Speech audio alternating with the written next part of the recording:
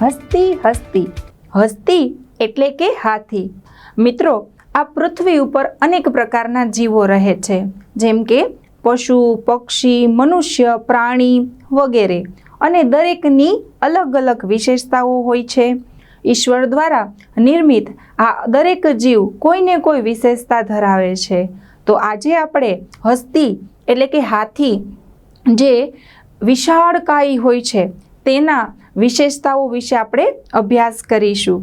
જુઓ, તમને અહીં સુંદર મજાનો હાથીનો ફોટો દેખાઈ રહ્યો છે ને, કે જેના મોટા મોટા દાંત છે, એકદમ મોટી આંખો છે, એના મોટા એવા કાન છે.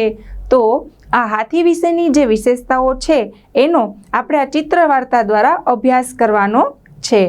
આપણું જે આ પદ્ય છે હસ્તી હસ્તી, એના રચયિતા છે જનાર્દન હેગડે.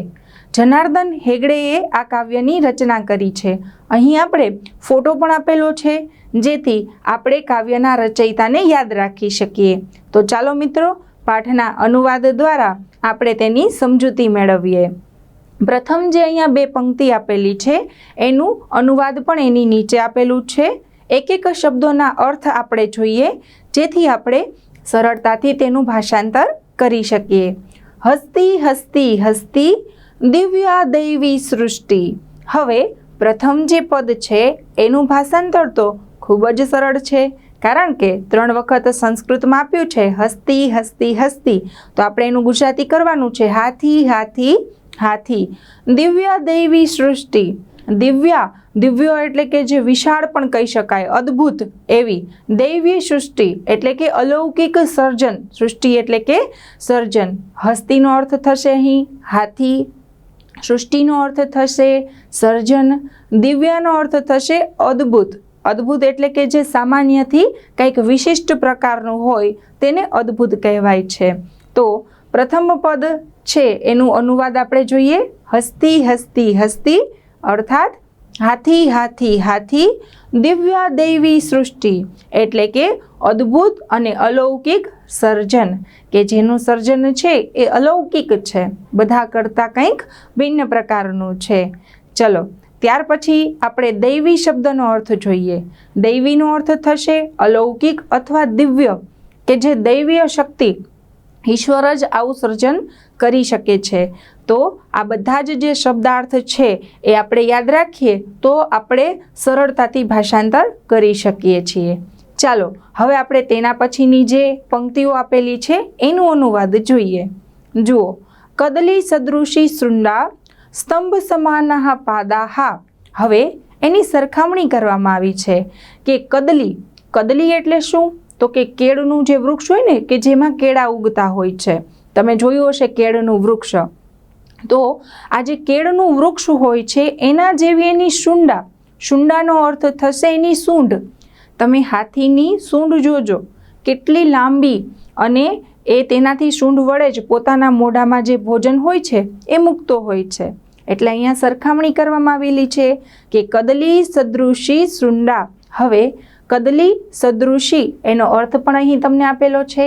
કદલી એટલે કે કેળ, અને શુંડા એટલે કે એની સૂંઢ.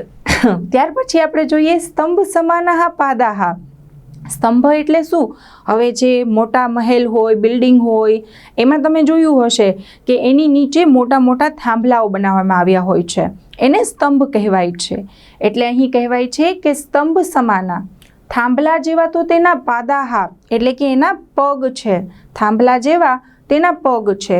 જે બંને અઘરા શબ્દો છે એના અર્થ અહીં તમને આપેલા છે, અને એ બંને અર્થ માટે ચિત્ર પણ આપેલા છે કે કેળનું વૃક્ષ છે એ કેવું હોય છે, અને જે થાંભલા હોય છે એ કેવા હોય છે.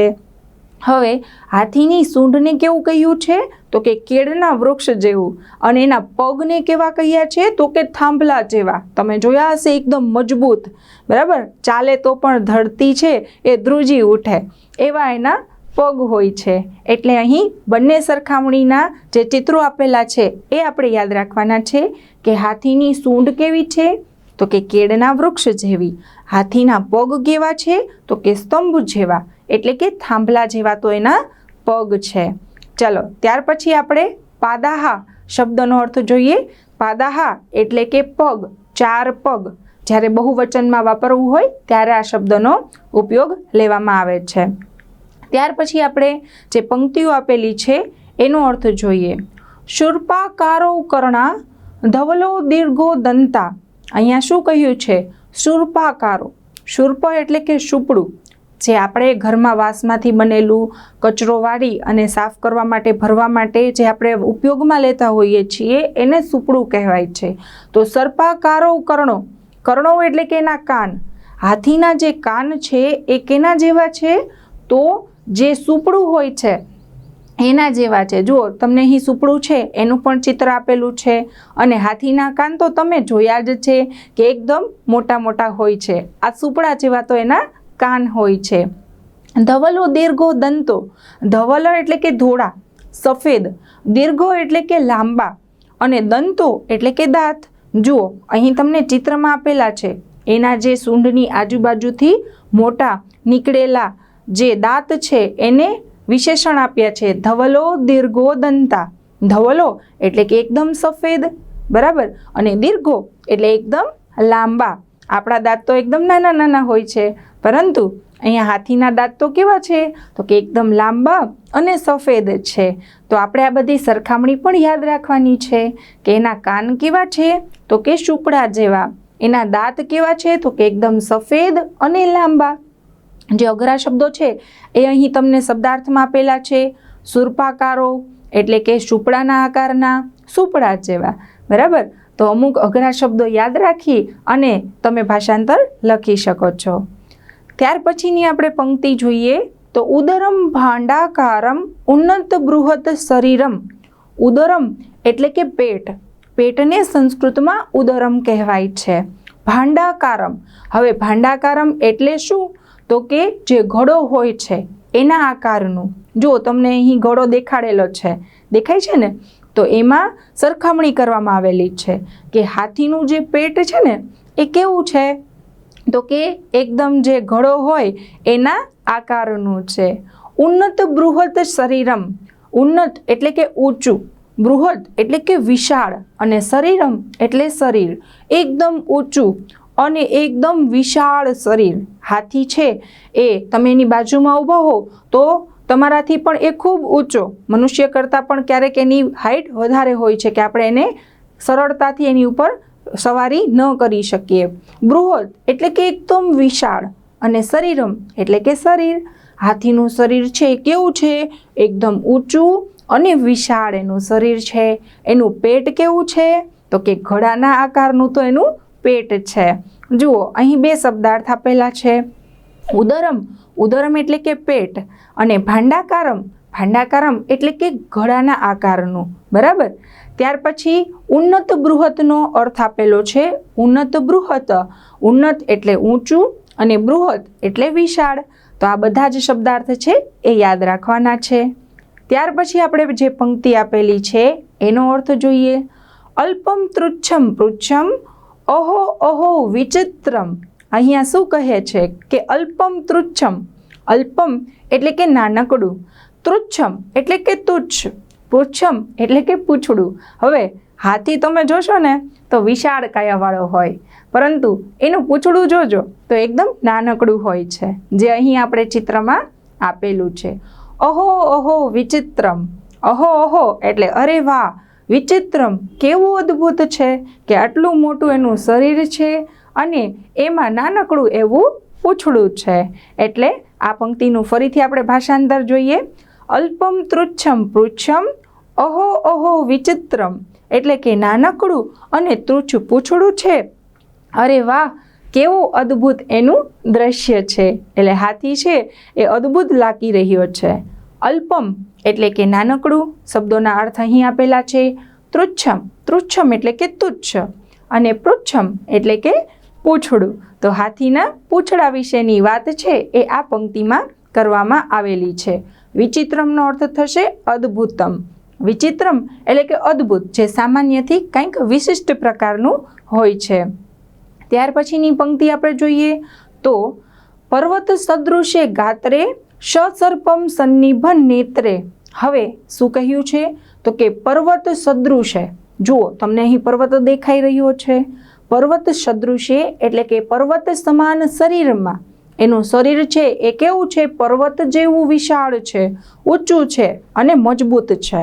તો કહેવાયું છે કે પર્વત સદૃશે અર્થાત પર્વત જેવા ગાત્રે, ગાત્રે એટલે કે શરીરમાં, ગાત્ર છે એ શરીર માટે જ વપરાયેલો શબ્દ છે. સસર્પમ, સસર્પમ એટલે કે સરસવ, જેમ ખેતરમાં સરસવ ઉગેલી હોય અવડા મોટા વિશાળ ખેતરમાં, એમ સરસવ સન્નિભ નેત્રે, સરસવ જેવી એની આંખ છે. જુઓ તમને અહીં હાથીની આંખ પણ દેખાડેલી છે કે પર્વત જેવું તો એનું શરીર છે અને એમાં સરસવ જેવી તો એની આંખ છે. એટલે અહીં આ ઉદાહરણો દ્વારા, સરખામણી દ્વારા હાથીની વિશિષ્ટતા દર્શાવવામાં આવી છે. પર્વત સદૃશનો અર્થ શું થશે? તો કે પર્વત સમાન, અને ગાત્રેનો અર્થ છે શરીરમાં, પર્વત જેવા શરીરમાં. સસર્પ, સસર્પ એટલે કે સરસવ, બરાબર, સસર્પનો અર્થ થશે સરસવ. ત્યાર પછી છે સન્નિભ, સન્નિભ એ સરખામણી કરવા માટે વપરાયેલો શબ્દ છે જેનો અર્થ થશે જેવી, એટલે કે સરસવ જેવી. નેત્રમનો અર્થ થશે આંખ, એટલે આ બધા જ શબ્દાર્થ અહીં સરળતા માટે આપેલા છે. ત્યાર પછી આપણે જે પંક્તિ આપેલી છે એ જોઈએ. કથમ મતિ બલવાન એષઃ અંકુશ માત્રાદ ભીતઃ. હવે જનાર્દન હેગડે જે છે એને અહીં પ્રશ્ન થાય છે કે આવડા મોટા વિશાળ કાયાવાળો હાથી માત્ર એક બંધનથી બીવે છે, ડરે છે.